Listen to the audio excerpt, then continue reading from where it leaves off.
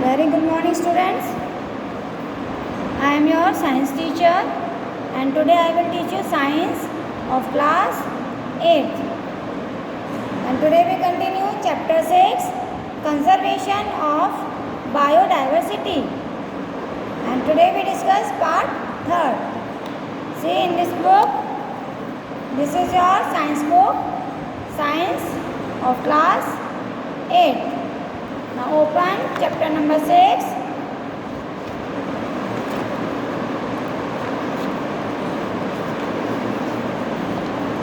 This is the chapter number 6, conservation of biodiversity. यानी जो हमारी बायोडाइवर्सिटी है उसका किस तरह से हमें बचाव करना है.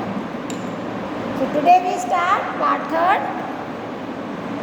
So first point, forest reserve. ठीक है, एनिमल्स को हमें बचाना है तो उसके लिए अलग अलग स्टेप्स उठाए गए हैं नेशनल और इंटरनेशनल ऑर्गेनाइजेशन ने. तो फर्स्ट है फॉरेस्ट रिजर्व्स, यानी सबसे पहले हमें अपने जंगलों को बचाना है. तो forest reserves are large areas of forest cover which are protected from human exploitation. तो फॉरेस्ट रिजर्व एक ऐसा बहुत बड़ा एरिया होता है जहाँ पे फॉरेस्ट मतलब ट्रीज़ होते हैं और उसे मतलब जो ह्यूमन बींग्स हैं उसे कोई नुकसान नहीं पहुंचा सकते, उसमें से कोई भी ट्रीज़ को कट नहीं कर सकता. Strict laws have been enacted all over the world to prevent felling of trees in forest reserves. उसके बहुत स्ट्रिक्ट लॉज यानी रूल्स बनाए गए हैं कि अगर किसी ने भी फॉरेस्ट में से ट्रीज़ को कट किया तो उसके ऊपर उसी के अकॉर्डिंग ऑब्जेक्शन होगा. Falling of trees on a large scale is called deforestation.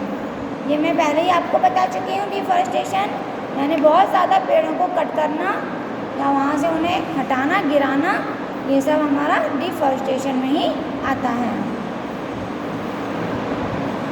10 forest reserves have been established with an aim at serving the following purpose. तो इस तरह से फॉरेस्ट रिजर्व यानी कि जंगलों को बचाने का जो हमारा एम है वो उसे हमारे और कई पर्पस हैं जिससे हमने ये रूल्स बनाया है. सबसे पहले है प्रिवेंशन ऑफ डिफॉरेस्टेशन. ये जो हमारा स्टेप है फॉरेस्ट रिजर्व, इससे हमारा डिफॉरेस्टेशन नहीं होगा यानी कि कोई भी पेड़ कट नहीं करेगा. सेकेंड है replenishment of lost forest cover by afforestation.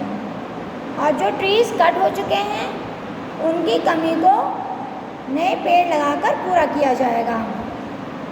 अब फॉरेस्टेशन का मतलब होता है नए नए ट्रीज़ लगाना. थर्ड है protection of food and shelter mean for wild life. और जो जंगली जानवर हैं, क्योंकि जंगल जो होते हैं वो जानवरों का घर होते हैं, तो उनके फूड और शेल्टर को बचाना. क्योंकि अगर जंगल ही नहीं रहेंगे तो जंगली जानवरों का घर उजड़ जाएगा और उन्हें खाने के लिए भी कुछ नहीं मिलेगा. सेकंड है हमारा second step wildlife sanctuaries. जो ऑर्गेनाइजेशन उन्होंने वाइल्ड लाइफ सेंचुरीज़ बनाई हैं. Wildlife sanctuaries provide protection and suitable living conditions to wild animals. यहाँ पर एक ऐसी जगह होती है जहाँ पर एनिमल्स को उनके रहने के अकॉर्डिंग कंडीशन दी जाती है. मतलब जो एनिमल जिस तरह के प्लेस में रह सकता है बिल्कुल वैसा ही इन्वायरमेंट उसे दिया जाता है और उसे हर खतरे से बचाया जाता है. Sanctuaries are places where killing or capturing of animal is strictly prohibited. जो सेंचुरीज होती हैं वो एक ऐसा एरिया होता है बच्चों कि जहाँ पर कोई भी किसी एनिमल्स को ना तो मार सकता है और ना ही कोई उसका शिकार कर सकता है, ना उसे कोई पकड़ सकता है. अगर ऐसा किसी ने किया तो बहुत ही स्ट्रिक्ट लॉ हैं, रूल्स हैं जिन पर उनके लिए फिर ऑब्जेक्शन उठाया जाएगा. Some of threatened wild animals like black duck, white-eyed buck, elephant, tiger, golden cat, pink headed duck, marsh crocodile, python, rhinoceros etc. are protected and preserved in our wildlife sanctuaries. तो हमारी जो wild life sanctuaries हैं उनके अंदर बच्चों ये जो मैंने अभी आपको एनिमल्स के नाम बताए, ये इन एनिमल्स को वहाँ पर रखा जाता है, इनको बचाया जाता है। नेक्स्ट है फिर नेशनल पार्क। और इसने नेशनल पार्क बनाए हैं। अब नेशनल पार्क एक ऐसी जगह होती है बच्चों जहाँ पर बहुत ज़्यादा एरिया में उनको रखा जाता है, एनिमल्स को और प्लांट्स को। ये दोनों के लिए होते हैं, प्लांट्स भी होते हैं वहाँ पर और एनिमल्स भी होते हैं।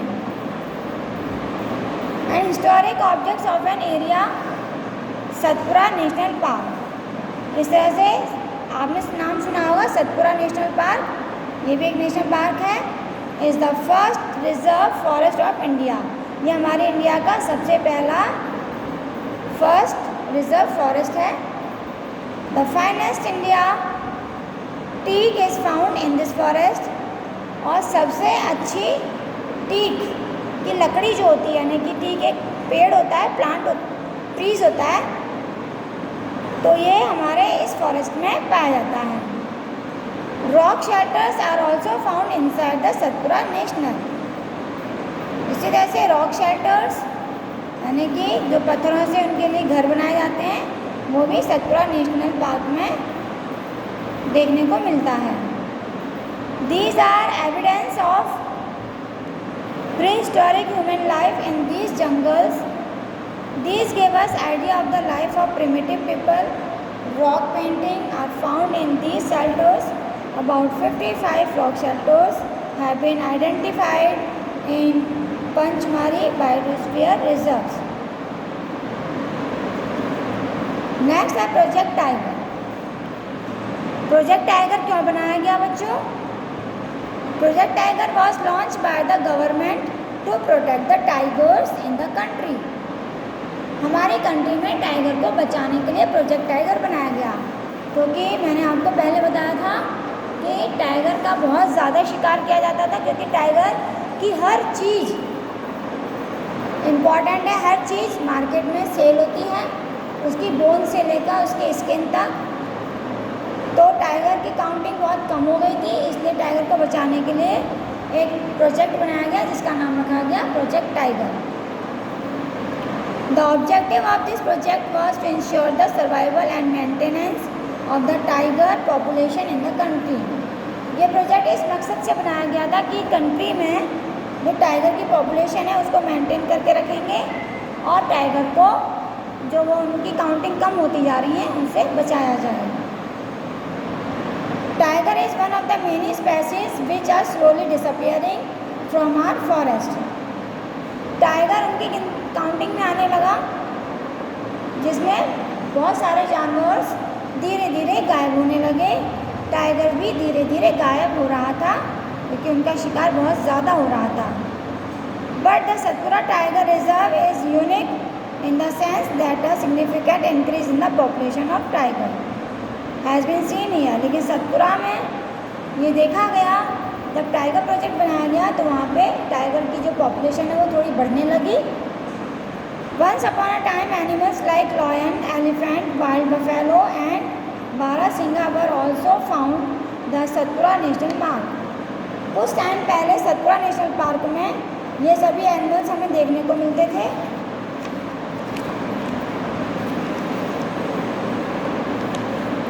ये टाइगर है, ये वाइल्ड बफेलो है, ये बारासिंगा, जिसके सींग में से ब्रांचेस निकलती हैं, इन्हें हम बारासिंगा कहते हैं। एनिमल्स हुज नंबर आर डिसमिनिशिंग, यानी कि वो एनिमल जिनके काउंटिंग बहुत कम होती जा रही है, यानी कि जो गायब होते जा रहे हैं। To a level that they might face extinction are known as endangered animal. जो ख़त्म होने की कगार पर आ चुके हैं उन्हें हम एंडेंजर्ड एनिमल कहते हैं। इसी तरह से बच्चों आपने देखा कि dinosaurs become extinct a long time, कि बहुत समय से डायनासोर जो है वो गायब हो चुका है।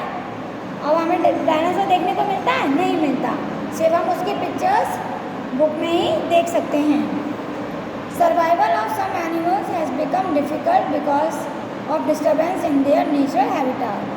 तो कुछ एनिमल्स ऐसे हैं जो अपने आप को सर्वाइव नहीं कर पाते दूसरी जगह पर, जब उनके जो होम है यानी कि जो फॉरेस्ट है अगर वो डिस्टर्ब हो जाते हैं तो वो दूसरी जगह अपने आप को सर्वाइव नहीं कर पाते हैं। वो जो है रेड डाटा बुक, ये एक बुक का नाम है red data book. It is a source book which gives a list of all the endangered plants and animals.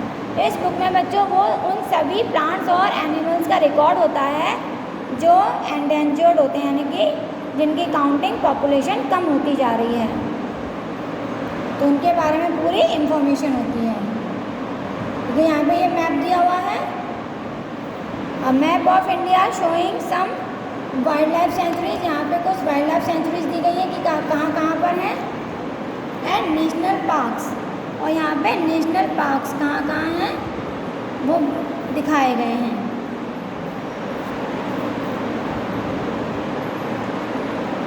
देखिए ये टेबल है बच्चों, यहाँ पर ये टेबल बनी हुई है। यहाँ पर नीचे देखिए नेम ऑफ नेशनल पार्क और वाइल्ड लाइफ सेंचुरीज, ये जो नाम है आपके ये नेशनल पार्क और वाइल्ड लाइफ सेंचुरीज के नाम हैं। और यहाँ पर स्पेसीज केयर्ड फॉर, किसकी मतलब केयर की जाती है, किसका प्रोटेक्शन किया जाता है। अब जैसे ये है पेरियार, ये केरला में है, यहाँ पर एलिफेंट्स की केयर की जाती है, उसकी देखभाल की जाती है, उनकी रक्षा की जाती है। इसी तरह से ये टेबल आप लर्न कर लेंगे, पढ़ लेंगे। माइग्रेशन, बच्चों माइग्रेशन क्या होता है? माइग्रेशन है movements of animals in large numbers from one place to another to overcome unfavourable condition is called the migration. मान लीजिए कोई एक बर्ड है, वो एक जगह रह रही है, वो उस जगह पर तब तक रहेगी जब तक वहाँ का क्लाइमेट उसके अकॉर्डिंग रहेगा। जब उसे ऐसा महसूस होगा कि अब मैं यहाँ पर इस क्लाइमेट में, इस एटमॉस्फेयर में मैं नहीं रह सकती, तो वो उस जगह को छोड़कर दूसरी जगह चली जाएगी।